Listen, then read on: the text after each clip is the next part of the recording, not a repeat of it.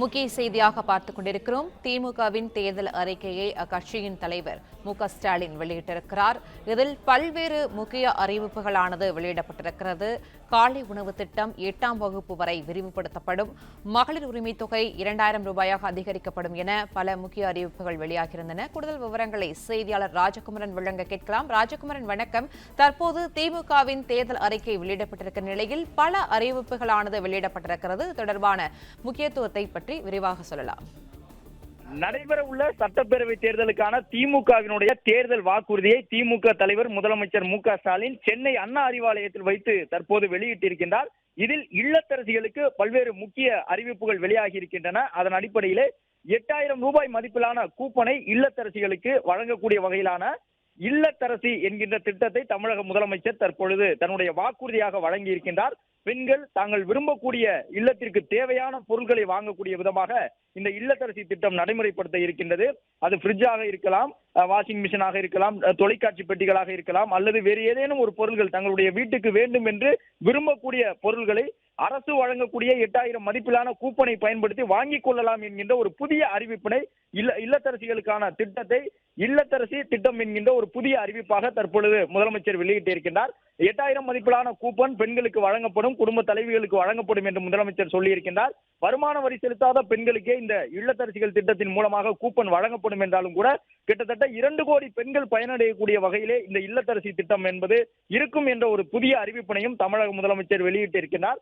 அது மட்டுமல்லாமல் மாணவர்கள் கல்வி பயிலக்கூடியவர்கள் புதுமை பெண் திட்டத்தின் கீழே கல்வி உதவித்தொகை பெறக்கூடியவர்கள் உள்ளிட்ட பல்வேறு வகையிலான உதவித்தொகை பெறக்கூடியவர்களுக்கு முதியோர் உதவித்தொகை, மீனவர்களுக்கான மீன்பிடி தடைக்கால உதவித்தொகை, மாற்றுத்திறனாளிகளுக்கான உதவித்தொகை உட்பட அனைத்து வகை உதவித்தொகைகளையும் அதிகரித்து ஒரு புதிய அறிவிப்பினை தங்களுடைய வாக்குறுதியாக முதலமைச்சர் வெளியிட்டிருக்கின்றார். திராவிட மாடல் 2.0 அரசு அமைந்தால் இந்த வாக்குறுதிகள் அனைத்தும் நிறைவேற்றி கொடுக்கப்படும் என்கின்ற ஒரு தகவலையும் முதலமைச்சர் சொல்லியிருக்கின்றார். அது மட்டுமல்லாமல் 5 ஆண்டுகளிலே 35 லட்சம் கல்லூரி மாணவர்களுக்கு லேப்டாப் மடிக்கணினி வழங்கப்படும் என்கின்ற ஒரு அறிவிப்பினையும் முதலமைச்சர் வெளியிட்டிருக்கின்றார். வருமான வரி செலுத்தாத பெண்கள் அனைவருமே இல்லத்தரசி திட்டத்தின் கீழ் 8000 ரூபாய் மதிப்பிலான கூப்பனை பெற்றுக்கொண்டு அந்த கூப்பன் மூலமாக தங்களுக்கு தேவையான பொருட்களை வாங்கிக் கொள்ளலாம் என்கின்ற ஒரு தகவலையும் வாக்குறுதியாக தற்பொழுது முதலமைச்சர் வழங்கி இருக்கின்றார். பணமாக கொடுக்காமல் ஏன் கூப்பனாக வழங்கப்படுகின்றது என்ற ஒரு கேள்வி முன்வைக்கப்பட்ட நிலையில் முதலமைச்சர் சொன்னார், அதாவது பெண்களுக்கு பணமாக கொடுக்கும் பொழுது அவர்கள் விரும்பிய பொருட்களை வாங்க முடியாமல் போய்விடும், ஆனால் கூப்பனாக கொடுக்கும் பொழுது அது அவர்கள் விரும்பிய பொருட்களை வாங்குவதற்கான ஒரு வாய்ப்பை வழங்கும். இதன் மூலமாக புதிய பொருட்களை மட்டுமல்ல, தங்கள் வீட்டில் இருக்கக்கூடிய பழைய பொருட்களை, உதாரணத்திற்கு பழைய வாஷிங் மெஷினை எக்ஸ்சேஞ்ச் செய்யும் பொழுது இந்த 8000 ரூபாய் மதிப்பிலான கூப்பனை கூட பயன்படுத்திக் கொண்டு புதிதாக வாங்கிக் கொள்ளலாம் என்கின்ற ஒரு தகவலையும் தற்போது முதலமைச்சர் திமுகவினுடைய தேர்தல் வாக்குறுதியில் இடம்பெற்றிருக்கக்கூடிய தகவலாக பதிவு செய்திருந்தார். அது மட்டுமல்லாமல் மாணவர்களுடைய வருகையை அதிகரிக்கக்கூடிய விதமாக 1ஆம் வகுப்பு முதல் 5ஆம் வகுப்பு வரை அரசு பள்ளிகளில் பயிலக்கூடிய மாணவர்களுக்கு வழங்கப்பட்டு வரக்கூடிய காலை உணவு திட்டம் 8ஆம் வகுப்பு மாணவர்கள் வரை விரிவுபடுத்தப்படுகின்றது என்கின்ற ஒரு அறிவிப்பினையும் முதலமைச்சர் வெளியிட்டிருக்கின்றார். 10,000 பேருந்துகள் வரை புதிதாக வாங்கப்படும் 5 ஆண்டுகளில் என்கின்ற ஒரு தகவலையும் முதலமைச்சர் சொல்லியிருக்கின்றார். 10 லட்சம் புதிய வீடுகளை கட்டிக்கொள்ளக்கூடிய விதமாக ஊரக பகுதியில் இருக்கக்கூடிய மக்களுக்கு அந்த புதிய திட்டங்கள் செயல்படுத்தப்படும். கலைஞர் வீட்டு திட்டத்தின் கீழே அந்த திட்டங்கள் எல்லாம் புதிதாக நடைமுறைப்படுத்தப்படும். 10 லட்சம் வீடுகள் தமிழக மக்களுக்கு வழங்கப்படும் என்கின்ற ஒரு தகவலையும் முதலமைச்சர் சொல்லி இருக்கின்றார். ஊரக பகுதியிலே கட்டமைப்புகளை மேம்படுத்துவதற்கான பல்வேறு அறிவிப்புகள் வெளியிடப்பட்டிருக்கின்றன, சாலை திட்டங்கள் வெளியிடப்பட்டிருக்கின்றன. அது மட்டுமல்லாமல் ஒவ்வொரு பகுதி வாரியாக அந்த பகுதியினுடைய வளர்ச்சியை மேம்படுத்துவதற்கான அறிவிப்புகளையும் தங்களுடைய வாக்குறுதியாக முதலமைச்சர் வழங்கி இருக்கின்றார் என்பதை பார்க்கின்றோம். வட தமிழகம், தென் தமிழகம், டெல்டா மாவட்டம், மேற்கு மாவட்டம் என்று மண்டலங்களாக பிரித்து கிட்டத்தட்ட 20,000 கோடி ரூபாய் மதிப்பீட்டிலே அந்த பகுதியில் வளர்ச்சி திட்டங்களை மேம்படுத்துவதற்காக நடவடிக்கை எடுக்கப்படும் என்று முதலமைச்சர் கூறியிருக்கின்றார். தென் தமிழகத்திலும் வட தமிழகத்திலும் புதிதாக தொழில் தொடங்குவதற்கான முயற்சிகள் மேற்கொள்ளப்படும். அது மட்டுமல்லாமல் மேற்கு மாவட்டத்திலே ஒரு தொழில் புரட்சியை ஏற்படுத்துவதற்குரிய நடவடிக்கை மேற்கொள்ளப்படும் என்கின்ற ஒரு அறிவிப்பினையும் முதலமைச்சர் தங்களுடைய வாக்குறுதியாக வெளியிட்டிருக்கின்றார். அது மட்டுமல்லாமல் மகளிருக்கு 1,31,00,000 பேருக்கு மாதந்தோறும் 2000 ரூபாய் வங்கி கணக்கில் வரவு வைக்கப்படும் என்கின்ற அந்த மகளிர் உரிமை தொகை திட்டம் அதிகரிக்கப்படுவது, பெண்களுக்கு 1,31,00,000 பேர் பயனடையக்கூடிய விதமாக விரிவுபடுத்துவது உள்ளிட்ட அறிவிப்புகளை எல்லாம் முதலமைச்சர் வெளியிட்டிருக்கின்றார். அதோடு சேர்த்து மகளிர் சுய உதவி குழுவில் இருக்கக்கூடிய பெண்களுக்கு எதிர்பார்த்த ஒரு முக்கிய அறிவிப்பான 5 லட்சம் ரூபாய் வரை வங்கி கடன் வழங்குவதற்குரிய நடவடிக்கை எடுக்கப்படும் என்பதை முதலமைச்சர் வாக்குறுதியாக வழங்கியிருக்கின்றார். நெல்லினுடைய கொள்முதல் விலை குண்டாலுக்கு 4,500 ரூபாயாக உயர்த்தப்படும் என்று முதலமைச்சர் சொல்லியிருக்கின்றார். 35 லட்சம் மாணவர்களுக்கு மடிக்கணினி வழங்குவதற்குரிய நடவடிக்கை எடுக்கப்பட உள்ளது.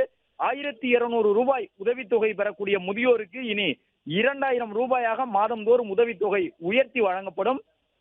1,500 ரூபாயை மாற்றுத்திறனாளிகள் தற்போது வரை உதவித்தொகையாக பெற்று வருகின்றார்கள்.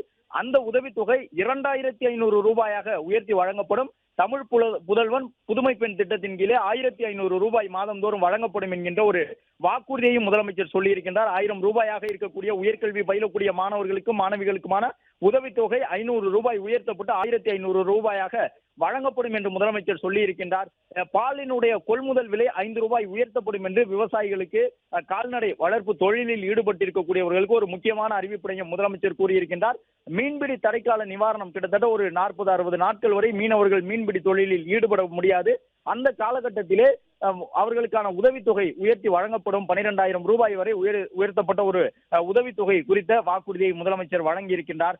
நெல்லினுடைய கொள்முதல் விலை குவிண்டாலுக்கு 3,500 ரூபாயாக உயர்த்தப்படுவது மட்டுமல்லாமல் கரும்பு கொள்முதல் விலை டன் ஒன்றுக்கு 4,500 ரூபாயாக உயர்த்தப்படும் என்கின்ற திராவிட மாடல் 2.0 அரசினுடைய வாக்குறுதியை தற்போது தமிழக முதலமைச்சர் வழங்கியிருக்கின்றார். ஐடி தொழில், அதாவது தகவல் தொழில்நுட்பத்துறையை மேம்படுத்துவதற்காக நியோ டைட்டில் பூங்காக்கள் அனைத்து மாவட்டத்திலும் ஏற்பாடு செய்யப்படும் என்று சொல்லியிருக்கக்கூடிய முதலமைச்சர் ஐடி தொழிலில் ஈடுபட்டிருக்கக்கூடிய அந்த வருவாய் பிரிவினருக்கு, அதாவது தகவல் தொழில்நுட்பத்துறையில் பணி செய்யக்கூடிய இளைஞர்களுக்கு, பெண்களுக்கு வருவாயை உயர்த்தி கொடுக்கக்கூடிய வகையிலான பல்வேறு நடவடிக்கைகளை தமிழக அரசு எடுக்கப் போகின்றது என்கின்ற ஒரு வாக்குறுதியையும் தற்போது முதலமைச்சர் கூறியிருக்கின்றார்.